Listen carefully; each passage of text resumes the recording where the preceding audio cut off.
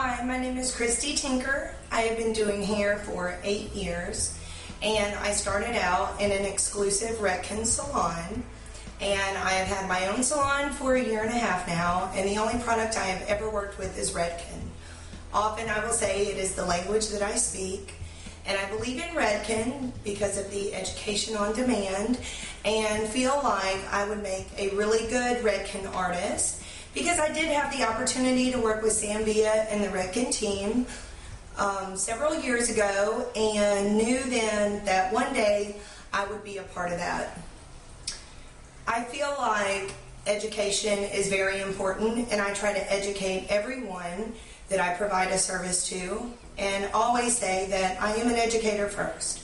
So combined with that and my skill and my ability to communicate, I feel like that gives me a professional edge and why I should be your next Redken artist.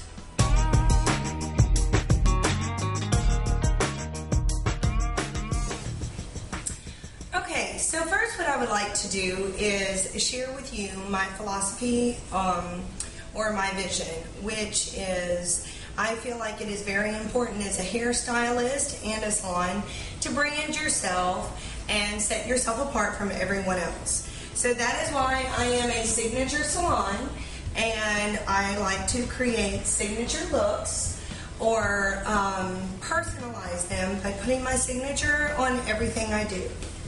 So what we're going to be doing today is creating a signature look with soft dimensional high and low lights on Lindsay. What we did first, we pre-treated her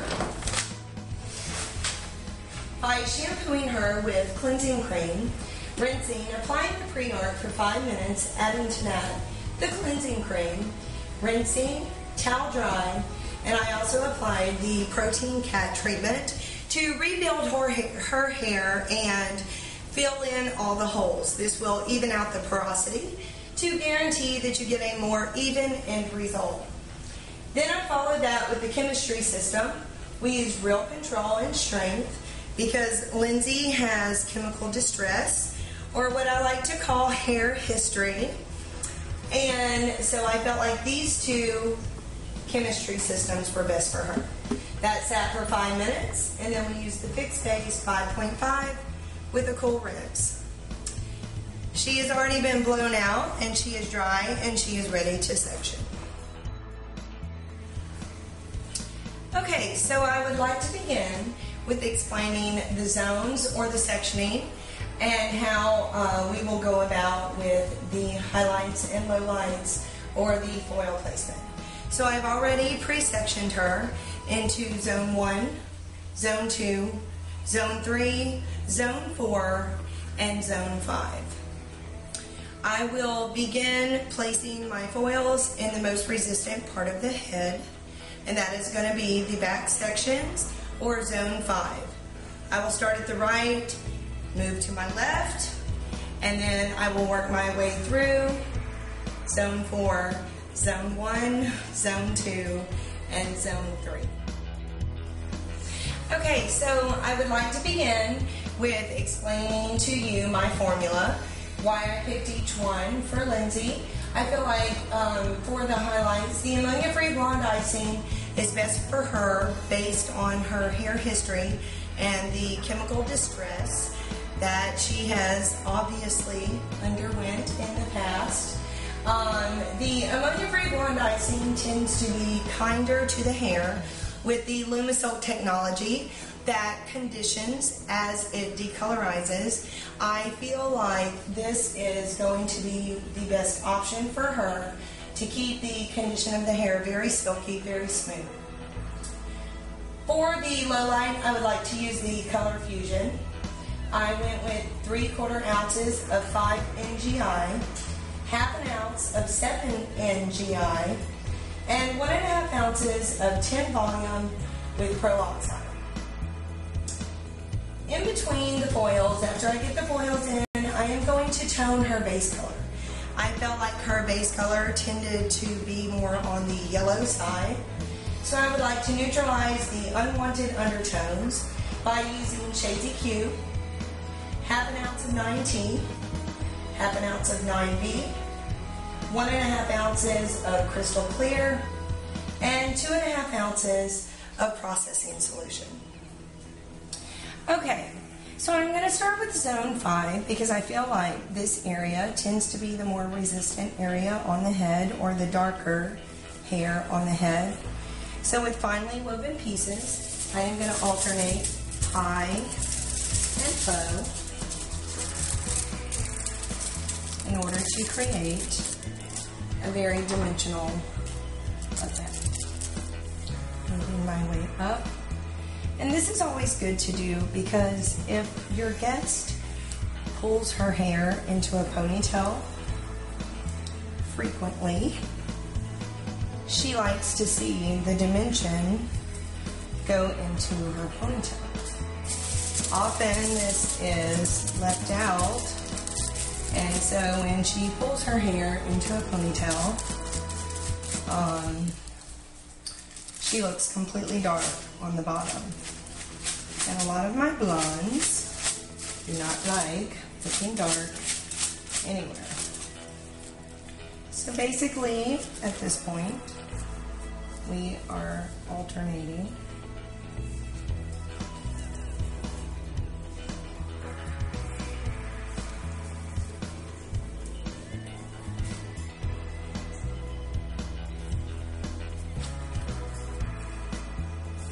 high to low.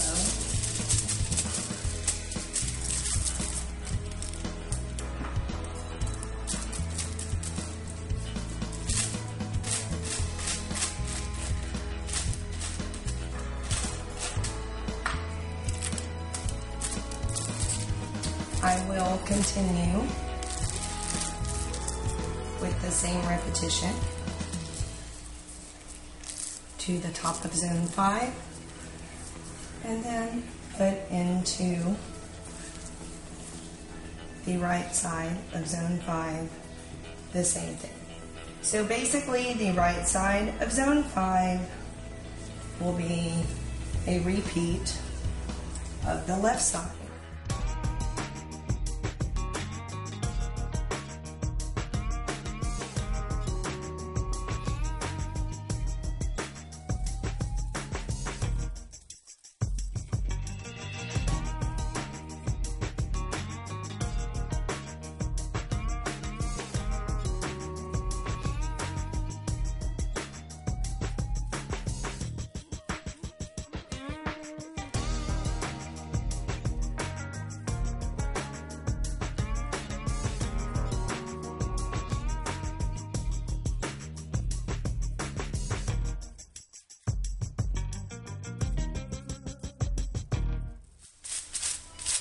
Okay, so now I am moving into the top of zone 5, which will complete this section. I am going to work at the top of zone 5,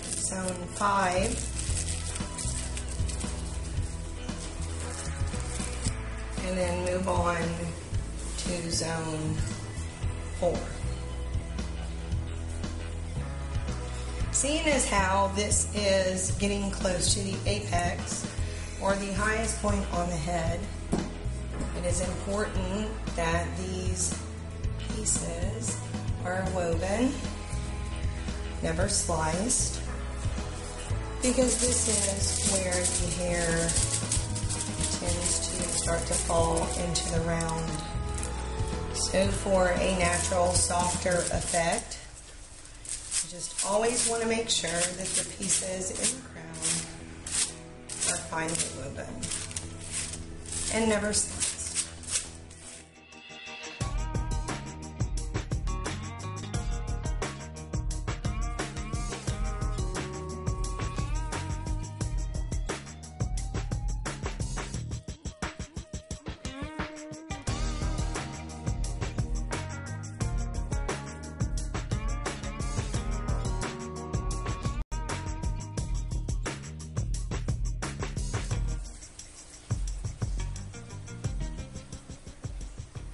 This will conclude zone 5. As we move into zone 4,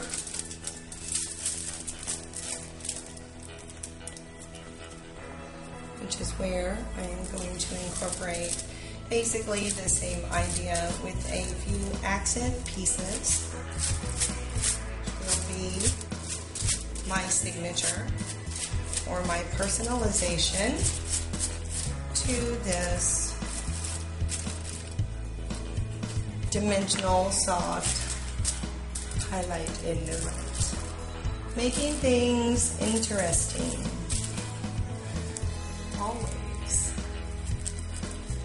Okay, so moving into zone 4, basically what I like to keep in mind with many of my blondes, they like to see those highlights and lowlights when they pull their hair into that ponytail. So with diagonal subsections, I will start basically doing the same thing that I did in zone 5 to the bottom or the hairline of zone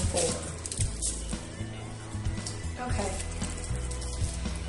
So as I was saying earlier, I do think it's important that you always personalize your work by, as I call it, like putting your signature on everything you do. And I am going to do that by putting an accent piece of the darker, about a 1-inch diameter all the way around of all dark. So this will come out as a peekaboo, or just, as I said, an accent piece, just to give her a little something. So it's not just high and low lights. That would be too easy. So what I'm going to do, first I am going to back comb the base. And what the back combing will do, as this hair grows out, it will help this color kind of melt or transition from her new growth into this big panel with a very seamless transition, leaving absolutely no lines of demarcation, which is something that can be very frustrating when you are dealing with big panels or sections of color. So bumping your base with a little bit of back combing can save your guest from unnecessary upkeep and just having to look at that hard line of demarcation as it grows away from the head. So I am doing back-to-back slices for this panel.